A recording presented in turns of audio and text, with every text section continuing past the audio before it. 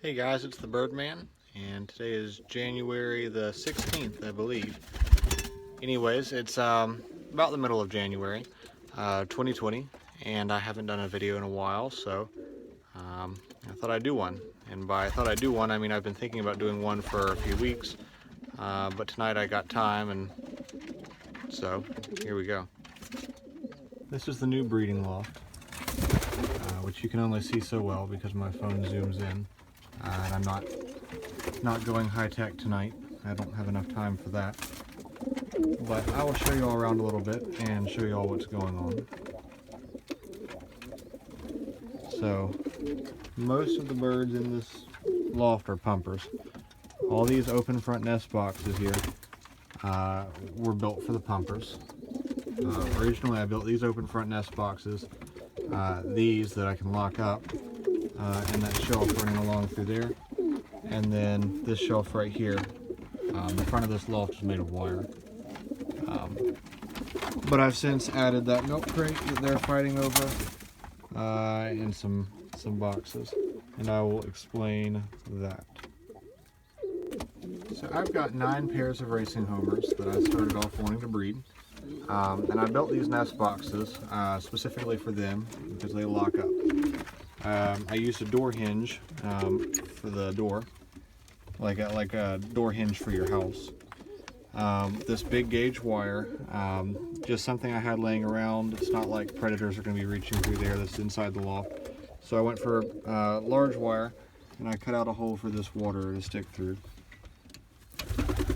And then these waters are just a little plastic spoon that attach to a soda bottle. It screws on the top, and they're a little bit annoying because if the birds get too rowdy, they dump water everywhere.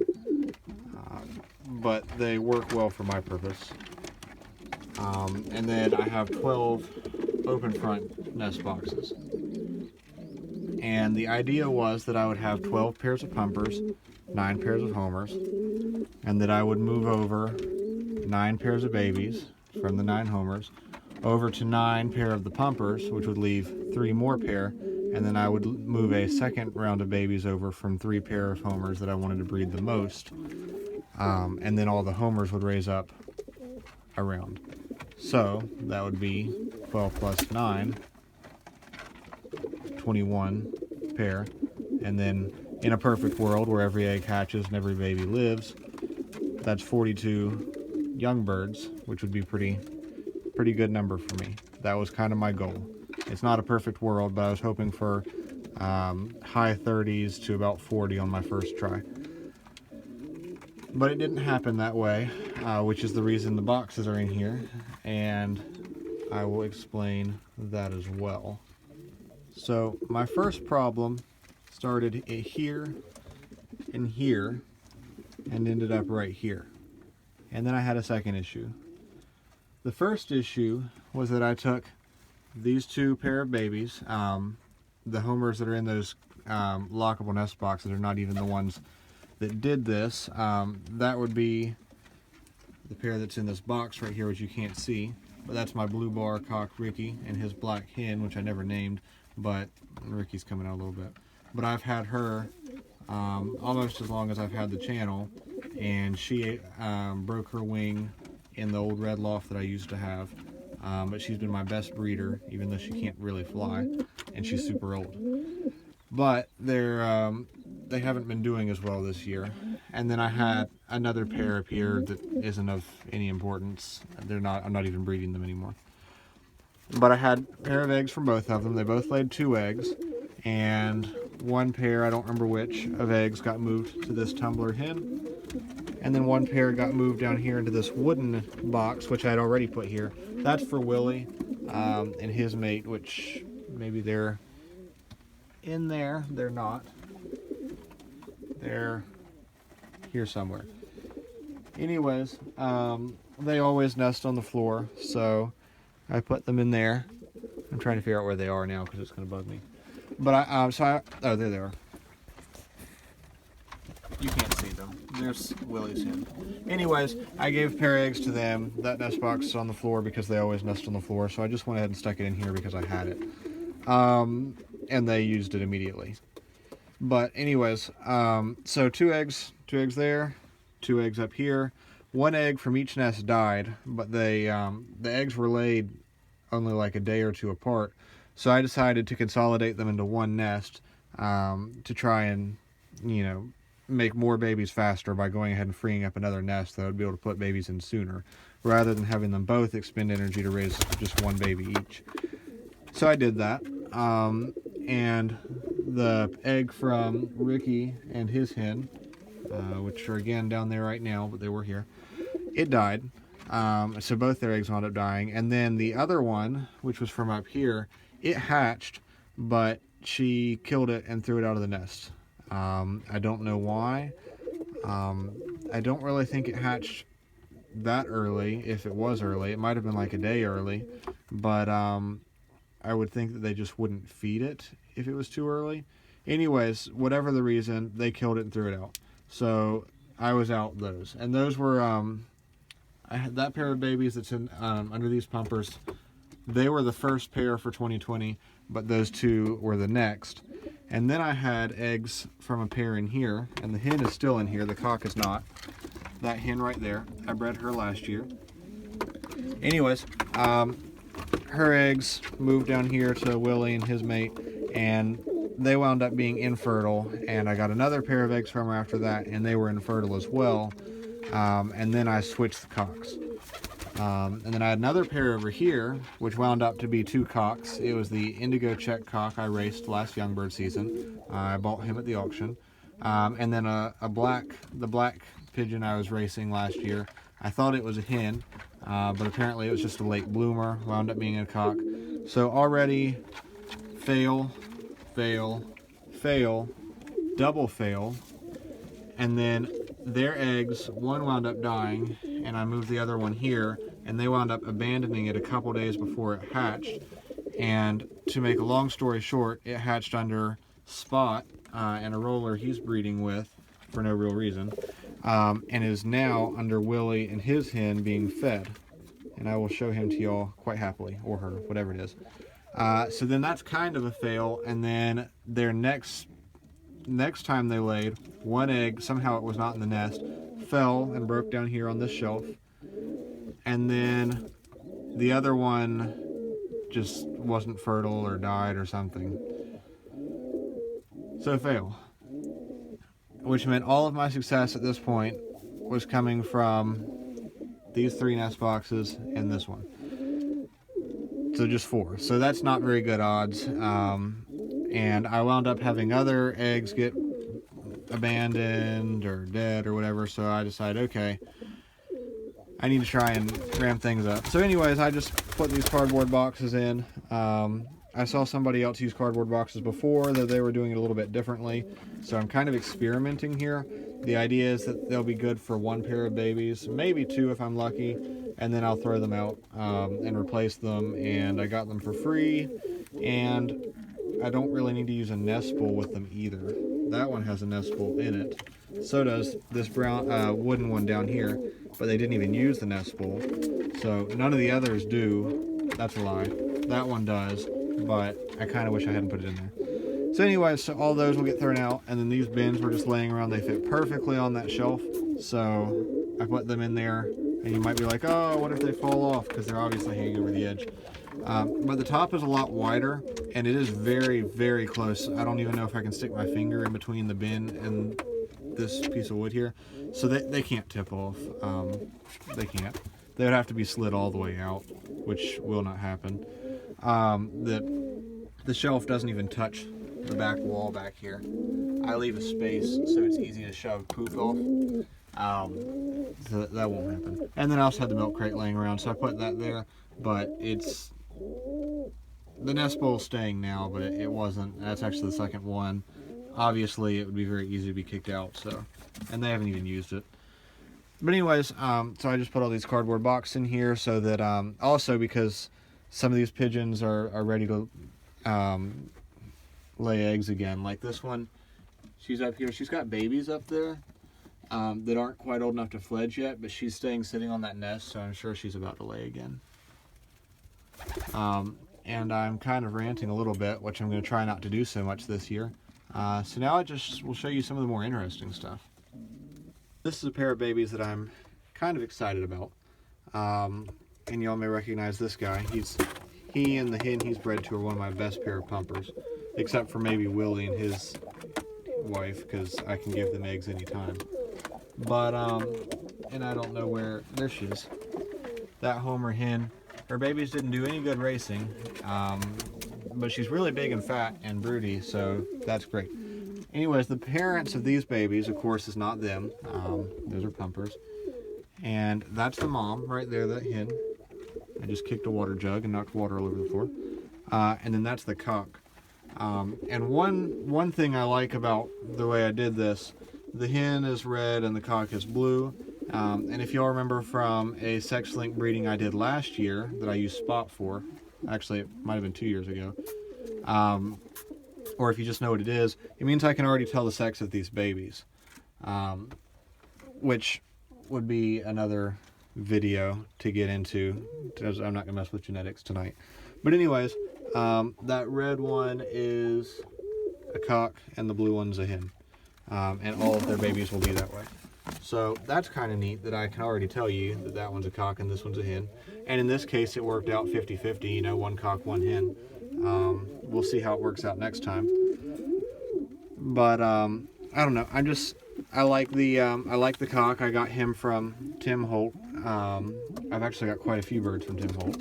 I got him last year, and then the hen is full-blooded sibling to a blue grizzle hen that won the first 100-mile race for me last year, and then she did well in the next couple of races until she disappeared, unfortunately. And both of those birds are the daughters of Coco and Swift, which Coco's right here and Swift's probably back in there. Anyways, I've had them forever, so y'all should kind of know who they are if you're regular subscribers. I hand raised them from babies, some of my first pigeons. And then I also am excited about this pair. I had a pigeon that I flew the year before last when I wound up losing my entire team in one training toss, and she was the only hen that ever came back. It took her 3 months, but she came back. Anyways, that is her daughter right there, and I raced her last year. She did well. Unfortunately, that hen died last year from worms, which almost put my entire season in jeopardy. Anyways, so that is actually her father that I got from a man named Bill Songer. And I'm breeding her back to him, and we're going to see how that goes. And so far, how it's going is that I have these two blue check babies, which I'm getting one in the way of the light, so you can't see them very well. But they'll be much more to look at after they come out of the nest anyways. And then they are sitting on eggs. The reason their door is open is so that, because I'm not going to move their eggs to pumpers, I'm letting them raise them. And I don't want to scrape that nest box out every day and feed and water it if I don't have to.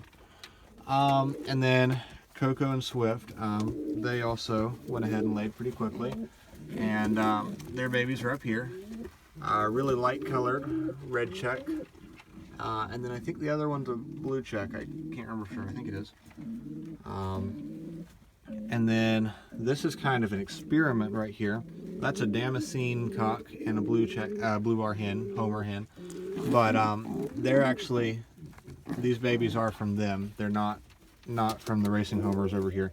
I'm letting them raise up a pair, assuming that that is the father open loft breeding, might not be, but there's also a lot of Damascene cocks in here. So hopefully Damascene cock bred her. And I kind of want to see how the half Damascene, half Homer does. I mean, I'm not going to win any races with it or anything. It's just a little fun project, just see what happens. But I want to see what it looks like and how it flies and how far it'll home. And I've got some white birds in here that are using as pumpers for now, but I'm going to be breeding from later on in the year. That's pretty much the highlights of it. Oh, this pair, very small blue bar cock that I talked about a lot last year and that I loved it, and a little blue bar hen that I flew last year, which I talked about how much I loved her a lot too. And they've been terrible, absolutely terrible to try and breed, because nothing has lived except this baby down here that I had to struggle a ton for. I had to struggle a lot for that thing. Anyways, it's kind of confuses me because you can see all this piebald. It doesn't like being on the slick box. Put you over here. It has all this piebald in the wing. You can see all of these white flights and all of those white flights, and it almost looks, I don't know what color it is. It really does not look blue bar or blue check or anything. I just don't, I don't know. It's weird to look at. In fact, I had to double check and make sure that this isn't one of the roller babies, which I don't think it is. I kind of want to go look at those roller babies again. But because it did wind up hatching in Spot's nest, which is a long story. But anyways, I don't know. It just bewilders me. But I'm excited to see what it does. Put it back in there with her. And anyways, I've got eggs around. When I let her and her mate out of their nest box, which is this one, they actually abandoned their nest, which was terrible, except that I had the foresight to swap their eggs with pumpers just in case. I did that for this pair as well, because they acted like they were going to abandon their eggs, but they didn't, thankfully. So their eggs are actually safe and sound over here, which I need to write down. And then I don't even know what's going on. That was Spot and Swift's nest box down here, and now they're up here. I don't know. I'll let them do whatever. I got babies up here, which are sibling to those. One is black and one's a blue bar.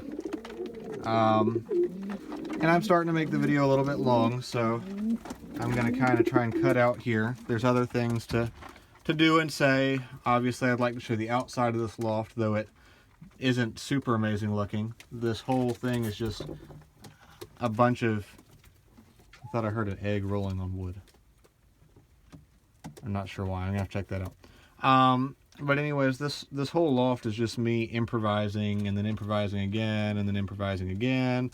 And it's a whole just hodgepodge of mess of wood and nails and screws. But for now it's working, so that's good. But yeah, plenty more to do and say. But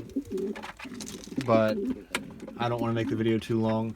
But the highlights are that I'm super excited to see what these babies do and those babies do, and this one down here. I mean, I don't understand why it looks the way it does.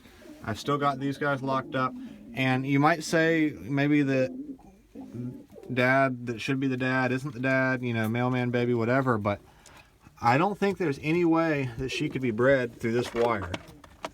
I mean, I just don't. I mean, her tail would prevent her butt from getting even closer. I don't think it would. I don't think that could happen.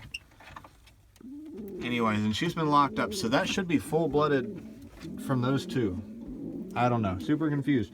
Y'all can tell me what y'all think about that, but really we're just gonna have to watch as it grows older and see what happens. But plenty more I'd love to show, plenty more I could say about some of these birds, especially these two. I just got those two pair from Tim Holt, and the cock that's in there I got from Tim Holt. But not enough time tonight. Also, I've got Coturnix quail in here, just 3 of them. I started out with How many did I start out with? So there's a Coturnix quail. I started out with like 8, or yeah, I started out with 8 and have lost 5 for a number of grisly reasons. None of them being sickness or disease. But I come in here and get eggs from the Coturnix quail every day, which is kind of cool. Plenty more to talk about them. I've got bobwhite quail now. But I'll show you all the nest, Spot's nest and his babies, since this one was in there. And I'll also show you the pigeon that used to be in here but is infertile. But then I'm afraid we're going to have to call that a wrap for tonight. But hopefully y'all have kind of enjoyed this. It's not going to be a super well edited video. I just haven't posted in a while, and wanted to remind everybody that I'm still here. I'm still breeding, still going to be racing next year. Did race last year, which was great, and that I've got a lot going on, and that hopefully y'all can start expecting more videos in the next month or so. I may even be doing something I'm going to video tomorrow, but we'll see. But anyways, that's that for this loft. So here's my racing loft, which is pretty empty, except for this. This being a dog crate with a piece of wood on top, because I've got a pair of pigeons in there I'd like to try and breed. You can't see them very well, and it's not really a big deal. All it is a red check hen and that indigo check cock. This is Spot's nest right here, which was put here originally for a pair of ringneck doves I've got, white ringnecks, which will have to be shown another time. But I'll just sit these down here where you can see them, and they're quite obviously rollers. I don't see any reason why I would think that I accidentally stuck a roller in there and this is one of the homers. That one was definitely a homer. These are definitely the rollers. This one's indigo spread, and this one is just a blue check. There's Spot and the hen he's mated to, which is a really dark check. But yeah, which I didn't band them. I'm actually not even sure what I'm going to do with them. Like I said, this nest was for a pair of white ringneck doves, which I do have, and will be breeding. But it's kind of mad at me. And then back here, there are some bobwhite quail. I have a dozen of them, which I have a game bird propagation permit for. But anyways, that's all there is to there. I've just got some birds in here that I'm not doing anything with right now, plus the quail, and then this pair. So no idea what happened with that homer though. We'll have to see. But I hope y'all enjoyed the video, and if you did enjoy it and you'd like to see more, please go ahead and like the video, which helps me a lot, and then go ahead and subscribe so you can see when I post more videos, because unfortunately they're scarce enough. You will need notification. But I will be posting more of them. I've got plenty to do in here. This loft, of course, was planned out, and it's not a crazy hodgepodge of wood scraps and stuff. But it still needs work. This whole wall is getting nest boxes. V-perches are going down this 2x4, and then V-perches are going on this side of the door, all before the race birds come in here. So stay tuned for that. I'll be happy to show you all more of the quail. The quail, of course, are also not staying inside a pigeon loft. Even those 3 Coturnix quail, I have a plan for them, which is not to stay in that breeding loft. And then, of course, I'm going to be racing, so stay tuned for all of that. The ringneck doves, special color roller project that I'm planning on working on a little more towards the fall. Lots coming up. So, again, just go ahead and like the video, subscribe. I appreciate it. And please leave comments. I really don't get that many comments, which in a way is good because I don't get a bunch of bad comments, but I don't really get helpful comments. Every time y'all say that y'all love the videos, it's great and I love it and I appreciate those people that do. I have a few in mind that do that a lot. But please also comment the stuff that you want to see. because I can do videos specifically about the things y'all want to see. I don't think I've even touched on the Damascenes yet, which I obviously have quite a few of now. That's one I raised right there, sitting there by the window. And there's another one out in this aviary.